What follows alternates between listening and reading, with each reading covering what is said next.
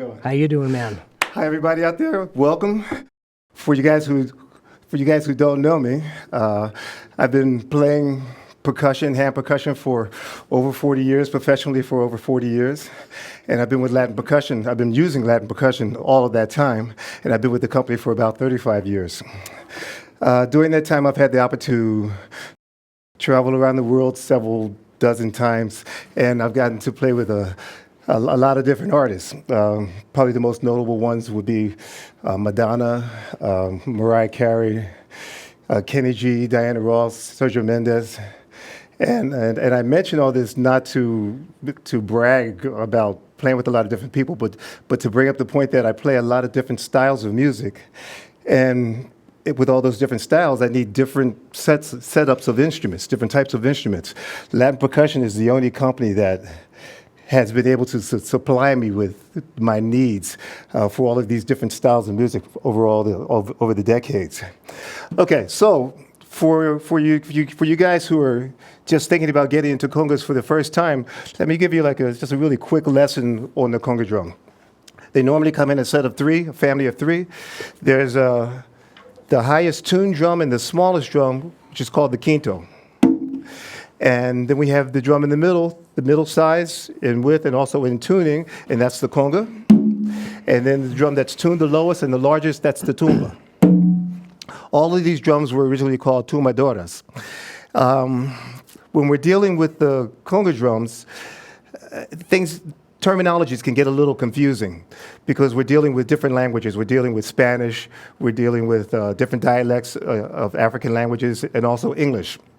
So say, for example, like I said, we have the quinto, which is the smallest drum, and quinto also means usually the solo drum. And then we have the tumba, which plays the bottom or the tumbao, and that's holding the rhythm. But sometimes you might take the quinto and play the quinto on the tumba and use the tumba to play the tumbao on the quinto. So it can get a little confusing at times, but when you're learning about it, just stick with it and you'll get it.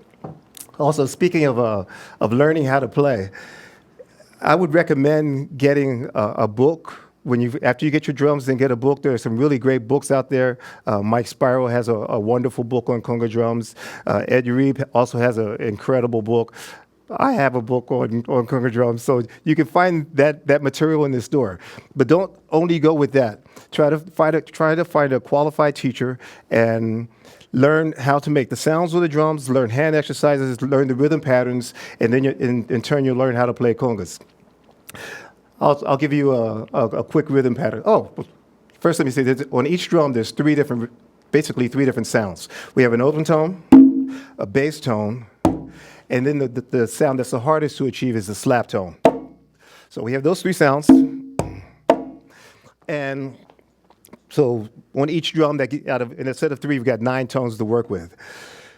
At this point, I'd like to say that congas can be an easy instrument if you want to take it that far.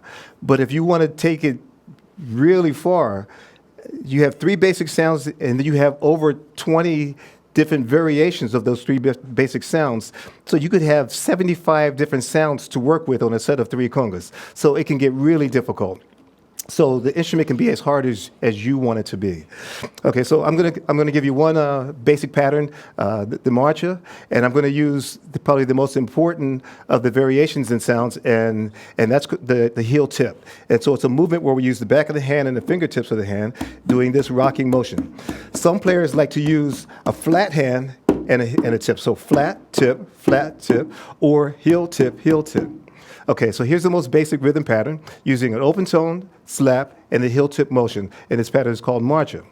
1, 2, 3, 4. 1 and 2 and 3 and 4 and 1 and 2 and 3 and 4 and